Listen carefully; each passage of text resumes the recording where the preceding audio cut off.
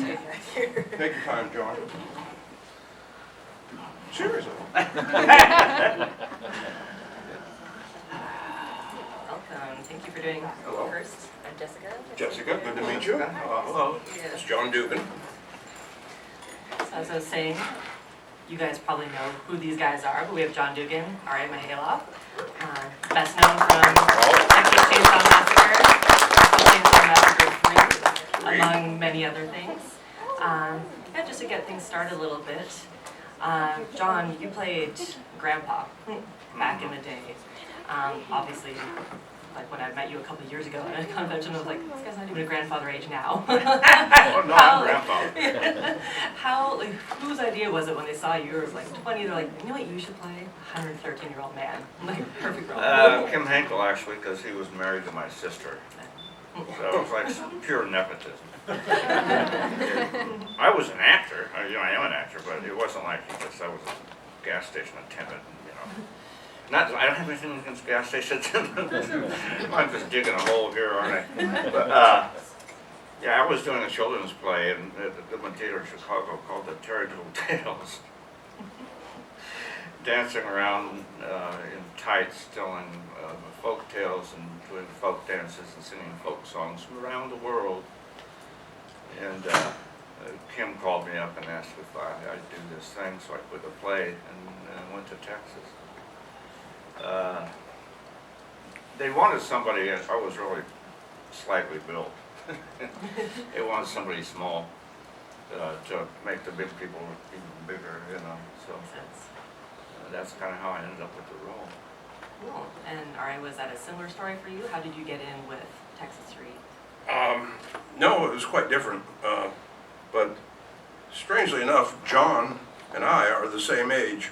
And so I think it's kind of funny that he played Grandpa in the original, and almost 20 years later I played Leatherface, but we're the same age. But no, my route to the part, I guess in a sense it was nepotism. I was very good friends with Jeff Burr, who got hired to be the director. Jeff, who has a great reverence for our industry, offered the part to Gunnar, and I think that was right and proper that he did that. Of course, I didn't know about that, but Gunnar was unsuccessful in negotiating a deal with New Line, so it left the part open, and I was like Jeff Burr and I have an expanded group of friends, all film geeks, writers, directors, actors, prop people. And, when film geeks get together, they always talk about their projects, and everybody was at a 4th of July party. I was not, because I had been at a 3rd of July party. And so, the movie was pending. They asked Jeff who he was going to cast as Leatherface, and it was like almost a unanimous decision that since Gunnar wasn't going to do it, I was like the next logical choice. So. Wow. And It is very much who you know in this business, though. Yeah, absolutely. What's your name? And John, you actually came back and played Grandpa again almost 40 years later. Yeah, 38 or 39 years later, yeah. Did you bring anything different the second time around, or did you?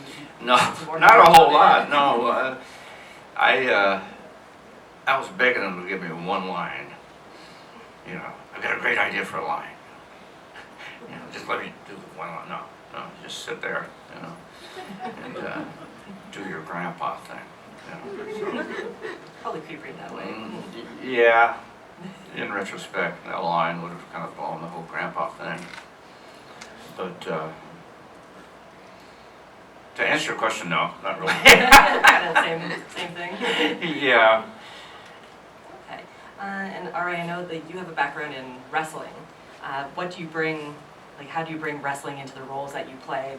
Does it come through at all? Well, actually, I went the backward route. I'd already done Chainsaw 3 and many things before I ever got into wrestling. Okay. And yeah, because I used to have really long hair. And for some stupid reason, I bleached it blonde. Well, because people would always stop. Hey, Jesse,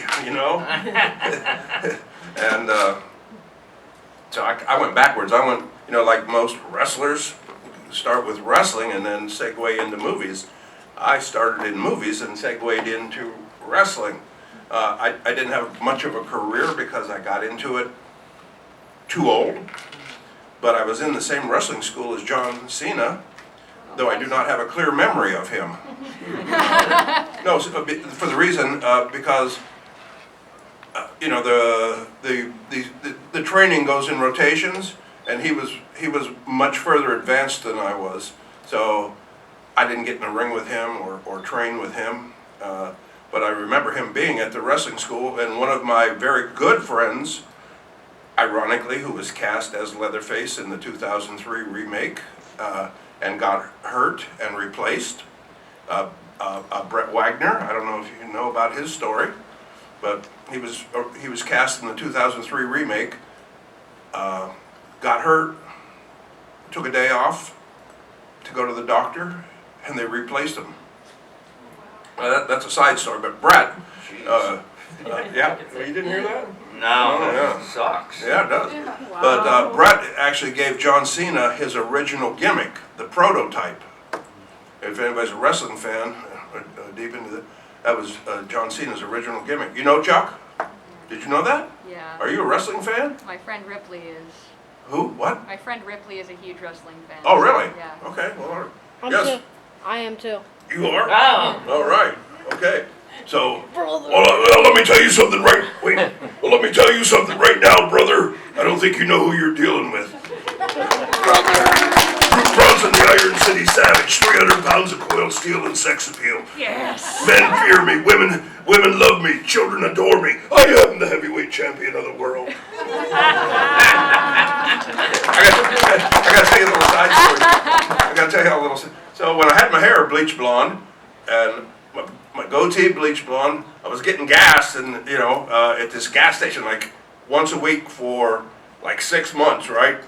Finally, the kid comes out and he goes, "Hey, mister, can I ask you a question?" I said, "Yeah, kid, what do you want to know?" "Did you have your face surgically altered to look like Hulk Hogan?"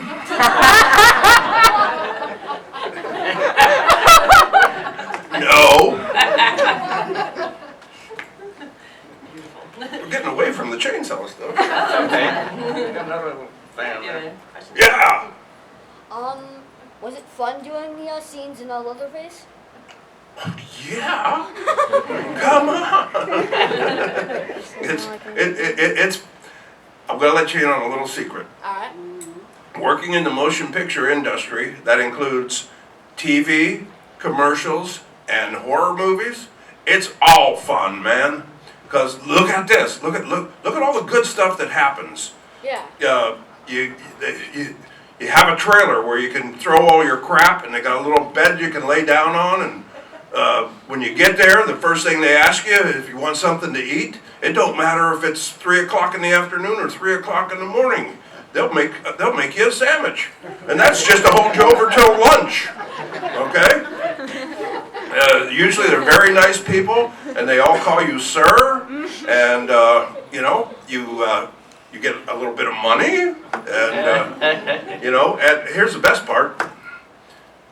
So after you eat your sandwich, and then you go to makeup and wardrobe, as soon as you arrive at the set, your time starts. 6 hours after you show up, they have to break you for a set-down lunch or dinner. Yeah, and if they don't, they have to pay you a lot of money. Oh my god! Yeah. How can you beat that? Exactly! That's like the best thing I've heard all day. That's where it's at. What did you say? Best thing I've heard all day. Yeah, I know, huh? I mean, why not? That's why we do it. Yes, sir. I know you're a big scary dude in the movies and you're a ghost hunter, Yes. but what is the scariest thing that you ever saw? And do you think you're ever going to get your own ghost hunter show? That is an excellent question. Let me start at the end of that question. I can't understand why we don't have our own ghost hunting show. We were on Ghost Adventures, and it was one of the most popular episodes they ever did. And we thought, Kane, Rick, and I thought that would be a springboard to our own show. And it blows my mind that we don't have one, because every time you turn on the TV, there's a new ghost hunting show on some channel. So, do I think we're ever going to get our own show? I've got my fingers crossed, but I can be your Thank- lawyer. huh? I can be your lawyer. So, I don't know. And what's the most scariest thing I ever saw? Yeah, like in your ghost hunting and stuff like that. Nah, that stuff don't scare me. Oh. I'm No. not surprised. What? Because listen, the first time we ever went ghost hunting, we went to the Omen House. You know the Omen House? Oh, yeah. On Cielo Drive, where down the street from where Sharon Tate got killed by the Manson clan. Well, that actual house doesn't exist, but about 500 feet down that street, there's another house that's owned by Dave Omen, and he claims that all the spirits from the original house, after it got tore down, that all the spirits inhabited his house. Okay. Well, that's what he claims. Yeah, that's what he claims. So Dude, we did you feel that? we were in his master bedroom, you know, with all the equipment and stuff. Do you hear that? Huh? Do you hear that? What? Dude, I just got so cold, dude, all of a sudden. No, I can't hear. I got a medically diagnosed hearing loss. Huh? Huh? But somebody asked Dave Omen, because we were in his bedroom, you know, and he's talking. Oh yeah, they're in here all the time. And somebody said, "Aren't you afraid of the ghosts?" He goes, "Why? You have more to fear from the living than the dead." Ooh, that's true though. Yeah. Yeah. Awesome. So going back to the title of this is Saw's Family. What was it about Texas Chainsaw that drew you in, and especially for John, you've been in several different movies of Texas Chainsaw. I've done 3 films in the franchise. 2 as Grandpa, 1 as a cop. When I got to spend the entire day doing the scene was Renee Zellweger when she was 22 years old, and I was 40. It was a long time ago, but it was before she was Renee Zellweger. I mean, that was her name, but nobody, you know. And she and Matthew McConaughey was also in that film. They both hit it big before the film was released. And so they had their people kind of slow down the process of us getting that film released because they didn't want it released. And of course, they eventually lost the case, but what was the question? I guess for the opposite, like, why are you still supporting Texas Chainsaw? What brought you back? Like, what is it about this movie that keeps you interested in it? Well, the original film really changed not just the independent horror film scene, but independent filmmaking in general, you know, and it proves that you can make a really quality project for very little money if you have the right people on board, you know. And we were all in the original Chainsaw, many of us inexperienced in film, but all the actors were actors, all the filmmakers were filmmakers, you know, everybody that worked it were, you know, professionals in what they did, you know. So it wasn't like getting all money together and getting your neighbors, you know, putting the antlers on your neighbor's dog and you know, slapping some makeup on the neighbor's kid and, you know, making a movie, you know. It was, you know, a professional endeavor with, you know, very talented people. And we made history at Summer, and I'd like to, you know, I'd like to support, keep the legacy alive, you know. And we do have a possible TV show in the works coming. We finally have an official website, TexasChainsawMassacre.com or whatever it's called. Hoping nobody else took that domain. Yeah, I guess. What did you pay for that? No idea. But Kim Henkel has kept a tight rein on the actual name, the title. He's always on the title. So every subsequent film that's been made, they've had to come to him and pay him money, you know, just to say, you know, if I were to open up the Texas Chainsaw Massacre Bar and Grill, I'd probably have to go to Kim Henkel and, you know, get permission to use the name. Even though that we're related, he'd probably charge me an arm and a leg. And Ari, do you have any special thoughts about Texas Chainsaw? Is there something like when you got the offer, you're like, yes, because of these reasons? Well, I was thrilled. I mean, that's what I went to Hollywood for. I set my cap for Hollywood to go out there and become a movie star. And I wasn't going to quit until I succeeded. And the fact that my first starring role in a movie happened to be a horror movie that I was very familiar with as a horror fan, that was, the proverbial icing on the cake. I mean, when I was a little kid, I used to read Famous Monsters of Filmland. Yeah. I'd be in my room, man, I wonder how you get to play Frankenstein, how do you get to play the Wolfman? Boy, that'd be kind of neat to do that.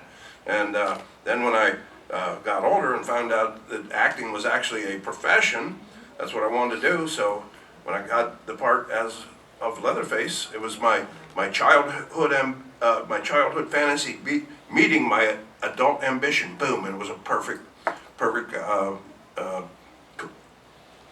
moment. And I had always wanted part of the things I wanted to do, I wanted to go to Hollywood and make movies with my friends. And oh boy, guess what? It happened. I don't know how familiar anybody is with the movie, but there's that big body pit scene at the beginning of the movie, and several of my friends are in that scene. And I wasn't even working that night.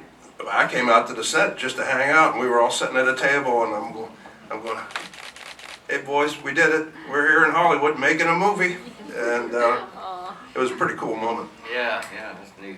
Yeah, that actually leads into another question I had. Did you have any special times on any of the movies that you've worked on where you're like, you know what, that time behind the scenes was like one of the best days of my life. We had like a really cool moment. Yeah, is there anything you can share? My first day on set,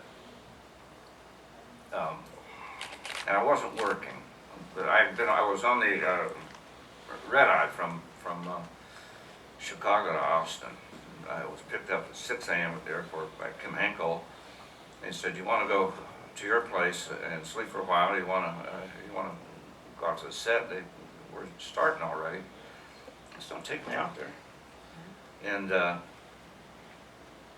my first day there, and they were shooting at the old house, the old deserted stone house. It was their grandfather's place, supposedly. And Paul Partain was sitting all alone behind his giant Cadillac convertible with the red leather interior, and the fins like that fucking long. I think it was 1967, Caddy. And he was sitting in his wheelchair, and he had taken lawn chairs, like folding lawn chairs, and set them in like a semicircle conversation group around him, But nobody was sitting. People were over there, and he was sitting all alone. And he was like just starved for conversation. And I was like, "Howdy, partner. Hi, I'm Paul. What do you?" I said, "Yeah, I'm John Frank. Oh, sit on down here next to me." He goes, "Grab yourself something to drink." And he had a huge cooler, and the trunk was open on his car. He had a huge cooler. It was all iced down, filled with 16-ounce bottles of Coca-Cola and cans of Budweiser. So I grabbed a beer, 6 a.m., and sat down, and we started talking, became fast friends. And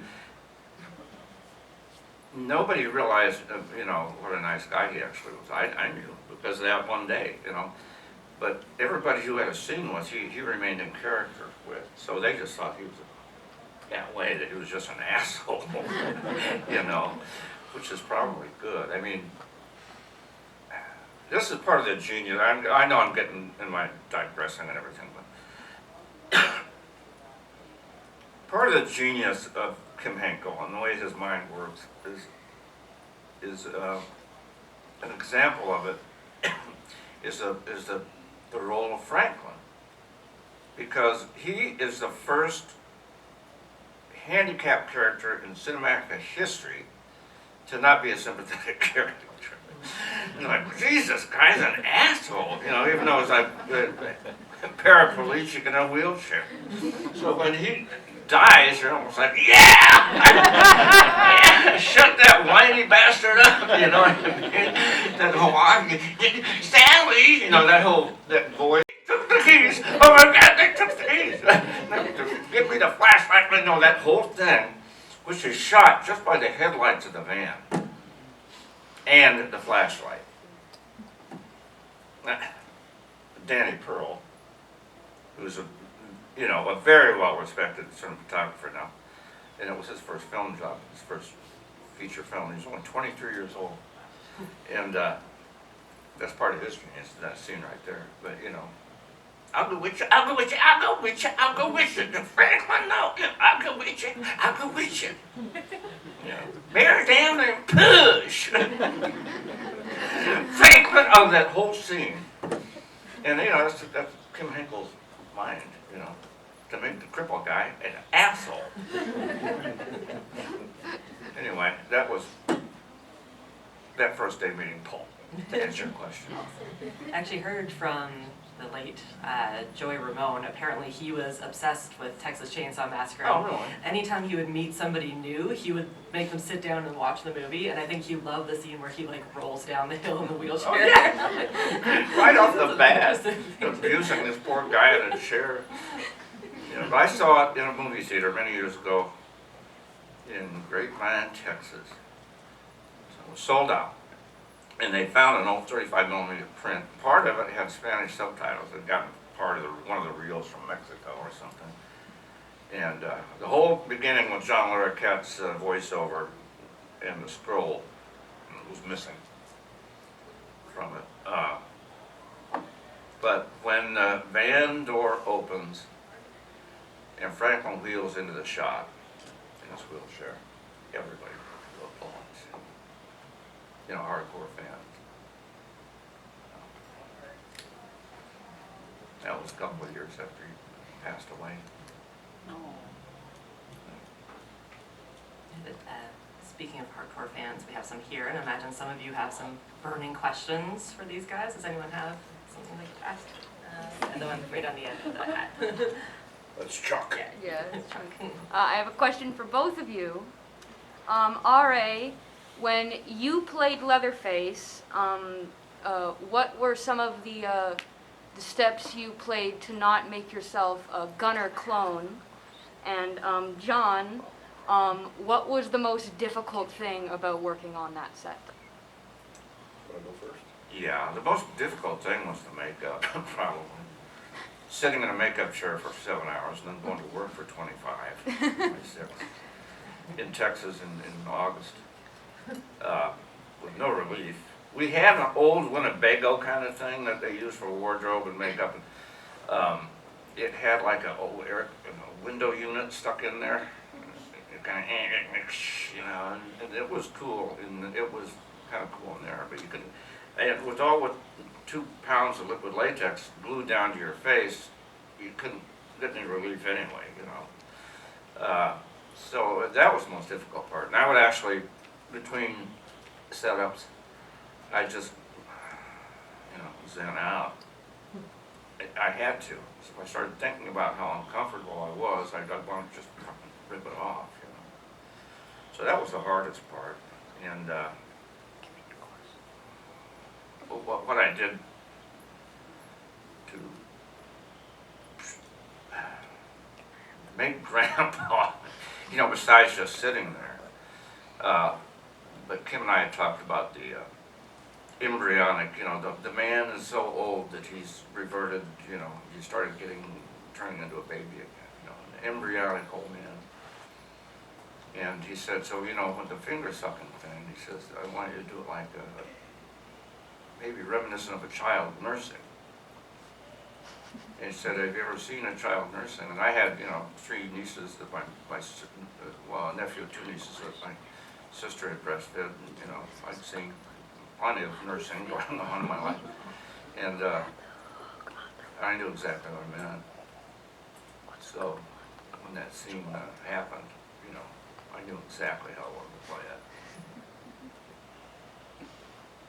And I think the question for Ari was, how did you not Well, Chuck, repeat? Chuck, banana. I didn't consciously try not to imitate Gunner or Bill Johnson, the other Leatherface prior to me, but everybody's different, you know? And it would be impossible to be a clone of the two previous guys. There are certain high points or parameters that you have to hit because it's already been established for the character.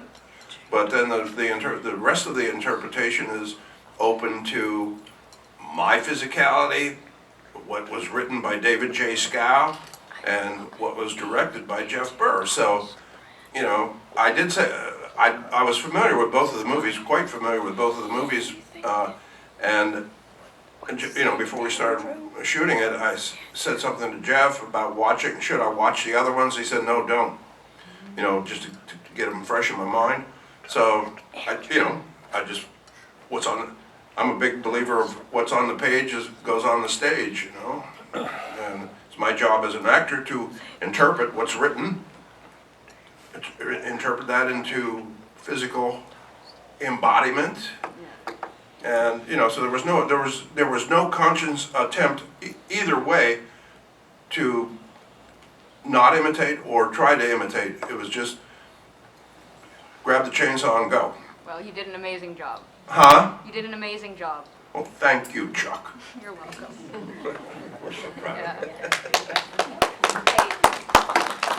But the guy way back there. Actually, this lady over here. Oh, yeah. You talked briefly about the Next Generation and Texas Chainsaw 3D, which were both released mid-90s, 2000s. I'm wondering how you feel about the 2003 Jessica Biel version.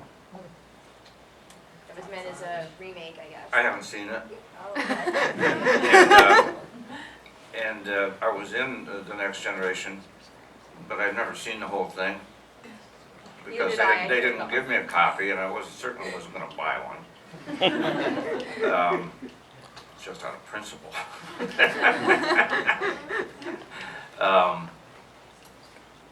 But working on both the Next Generation and 3D was a pleasure. On Next Generation, I got to work with Kim Henkel. He directed it, and the day that I worked, both Paul Partain and Marilyn Burns and myself were in the same scene, if you watch the film again. And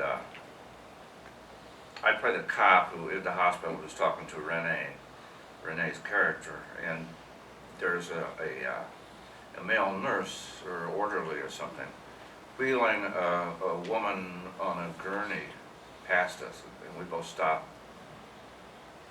and watch her go past, and it's Paul Partain pushing Marilyn Burns. So it's like a reverse kind of thing. And we got to have lunch together, Marilyn and Paul and I, and that was the last time I saw Paul. And it was a joy to be together again so many years later. You know, it was 20 years later. I hadn't seen Paul in 20 years. I'd spoken to him on the phone. So all this kind of kept, we were all over the place, you know. Because I'd gone back to Chicago, then I'd gone to LA, and I'd gone to Chicago, and I'd gone to San Francisco. Then I went to Chicago. And then so that was terrific. And then the same thing with doing Chainsaw 3D. I got to work with, I didn't actually work with Marilyn on that, but she was in town working at the same period that I was, and you know, we stayed in the same hotel.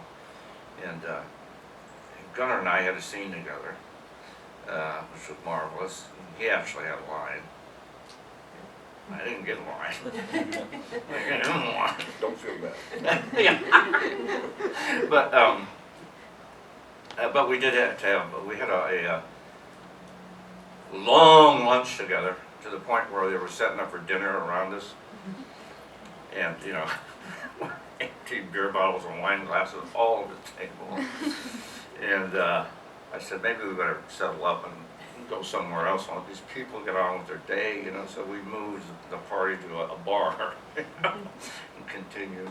But, you know, I had just a wonderful time in Shreveport working on that. So to me, it was seeing the people being reunited with people I'd worked with when I was 20 years old. And working and getting paid. And you know, in 3D it was like I had my own trailer, I got paid really well, on time. Nice, you know. That's part. There was a cooling tent with air conditioning going on. But it was 106 degrees at 10 o'clock in the morning in Shreveport, Louisiana in August. And I'm in full makeup and a wool suit again, you know. I stepped out of my trailer to have a smoke, though I go back where I used to smoke, before they took half my jaw out. But by the way, if you smoke, don't anymore. So I step out to have a smoke, and there's Carl Mazzacone, the executive producer, and the guy from Lionsgate Films over there talking to a couple guys. He goes, John, I went, Carl, he goes, and I walked up and said, what the fuck, man? And he goes, what, John? I said, you know, 20 or 38 years later, and here it is again. He said, what? I said, I'm in full makeup, a wool suit, and it's 106 degrees at 10 o'clock in the morning. What do you guys, what's with you guys? You know, have you never heard of winter time or anything? And he goes, John, I'd like you to meet somebody. So and so, and they were like big money contributors to the film from New York. I was like, oh, hey, hello. I love what you've done. I think there was a question at the back, Devin. I guess primarily for RA, given the physicality of the film, any close calls on set?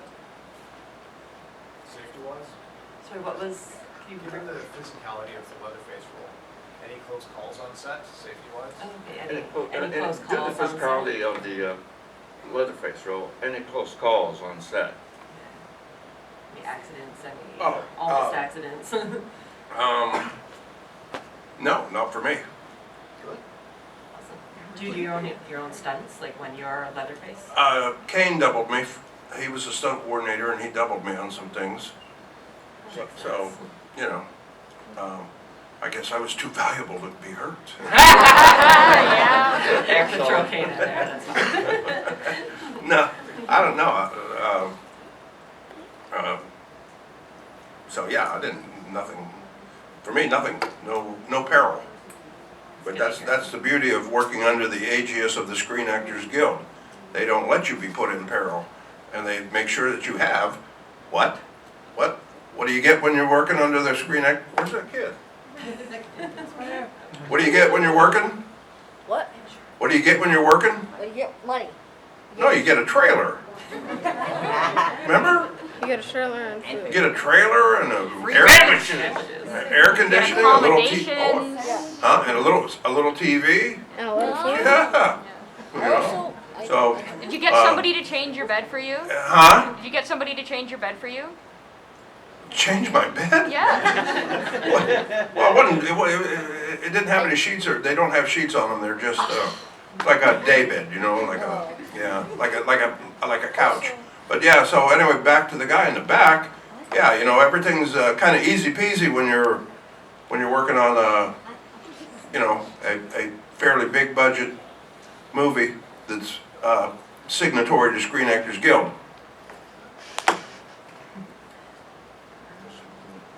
There's a woman back there. So when filming the original, I read that there were some on-set injuries. Marilyn Burns' finger was cut. I was just wondering how the actors handled that. Were there any sort of hard feelings, or did they just sort of roll with it? No, not really. We were young, and there was no union affiliation for one thing. They would have shut us down in a heartbeat back then. What we went through, but no, we were young and really enthusiastic and willing to do anything that it took to get the shot. And Marilyn, she's what we put her through. Good God, what a trooper. But the cut finger, I hit her in the head with even though my hammer was foam, rubber head, it had a hickory handle that, it was one of those kind of hammer heads that a little bit of the handle comes out of the end of it at the top. I caught her with that. Because I wasn't supposed to hit her, but so I was a near miss, but I caught her with that right here. And if you watch the film again, you'll see it. There's a cut back here. and her hairline. And then, you know, that broom that Jim Zito was hitting her with in the barbecue shack, he broke that broom over her back or her head or something. So he just kept that little half handle as a stick to poke her with and, you know, torture her. That whole seen in the pickup truck. Now, don't you worry, none. You know, how can you help but worry when help? You know, but God, he was wonderful. There were just so many wonderful performances in that film. You know, everyone was just so spot on. And you know, there was complaining, of course. We were all miserable. You know, and we pissed and moaned amongst ourselves, but when the camera was rolling, it was all work. You know, let's get it right, let's get it done and go home. Come on, let's kill her and get the hell out of here. To illustrate the contrast between the conditions on the original movie and conditions on number 3. I don't know how well you know number 3, but there's a big fight in the body pit. That was a pool, you know, that was a man-made pool, and it was heated, but they had custom-made wetsuits for us to wear under our wardrobe when we were in the water. Wow. That's so cool. Oh, do you still have it? No, I gave it to a friend of mine that's a surfer, Nice. and he's my size. Dangerous Danny. Danny. No, I gave it to Dangerous Danny Daytona. Oh yeah. He sounds like somebody in one of those beach movies, you know, big surfer. They're all dancing around the fire. And I'm interested to know, seeing as both of you have played characters with so much makeup on, where's the weirdest place you've been recognized out in the world that someone's like, hey, I know who you are? At walking down Franklin Avenue in Hollywood, California, 77, and somebody stopped me. But I thought, oh my God, nobody recognizes Grandpa. So he goes, aren't you an actor? I said, yeah. Of course, it's Hollywood, so it was a wild guess on his part, you know. But he goes, yeah, I saw you, and I was like, yeah, Texas Chainsaw Massacre, right? He goes, no, in a play called The Line in Chicago. I was like, oh, and I was a little disappointed he didn't recognize me. But then, you know, we stopped and chatted for quite a while. But yeah, we actually had a beer together in a bar next to the theater after the show. I was in there, you came in, and I was like, and I remembered him after he said that, you know. But then I got recognized by a vendor in the Nashville airport like about a month and a half ago. The guy was selling bananas and water and stuff. You know, it was like a kiosk kind of thing. Like, hey, John. Yeah, hey. He said, so where are you heading this weekend? I was like, Massachusetts? Why? He goes, well, you're Grandpa from Texas Chainsaw Massacre, right? I was like, yeah. He said, yeah, I met you at a con a few years ago. For me, I think it was, I checked into this motel in Southern Virginia, and I was getting ready to leave the next day, and the housekeeper came up to me and goes, you're an actor, aren't you? And I said, yeah, how did you know that? I saw you on Game of Thrones. I never did Game of Thrones. but you know, then the cat was out of the bag, you know, so yes, when I admitted to being an actor, then I had to explain. But you know, I don't go around telling anybody, because if you have to tell people who you are, you ain't nobody. You know what I mean? So if people recognize me, a lot of my friends get a big kick out of, hey, you know, you're walking beside, you know? Yeah. My God. It makes them happy, so I let them do it. We were all in Erie, Pennsylvania. There must have been about 7 of us or something. We had this wing joint called like Quaker State Wings and Quaker Steak and Lube. Yeah. I was just in Erie Thursday. I was across the street from our hotel, and the promoter of the Erie Horror Fest had set it up so that our per diem was attached to the hotel bar and restaurant, which was conveniently closed every time we got back to the hotel. And I thought, on the way back the second time, that the driver was taking a really circuitous route back to the hotel. It was taking us forever to get there. And of course we got there and they just closed down the hotel, restaurant, and bar 10 minutes before we arrived. And so anyway, we all walked across the street to the Quaker Steak, and it was me, Sid Haig, Tony Moran, and then the whole Chainsaw Gang, and somebody else, maybe Michael Berryman, but we just kind of took over the whole bar, and it was pretty empty. Some people shooting pool over there, and nobody recognized us or said anything. Finally, Ed Neal couldn't stand it anymore. He goes, "Don't you realize who you have here?" And the bartender said, "Well, I thought you were all kind of unusual." And he said, "We're like the royalty of the horror film industry here. You have everyone. This is so-and-so, so-and-so, so-and-so, so-and-so. There's Grandpa, there's so-and-so." And then, of course, everybody gathered around, and our time alone was destroyed. Thanks, Edwin. I think we're running a little short on time, but maybe you can tell us what's next for you guys. What are we going to see you in next? Where can we expect to find you? I just had 2 films released in the last couple of months. Rock, Paper, Scissors, which is Tom Holland, directed by Tom Holland, co-written by Victor Brooke Miller, who wrote the original Friday the 13th. And I play Uncle Charles. And he's a very, very bad man, and it was a rocking good time to play it. And I'm very proud of it. I hope you see it. And then just last week, Deviant Behavior was released on all formats. And in it I play a kind of a washed up alcoholic. It's really out of character for me. So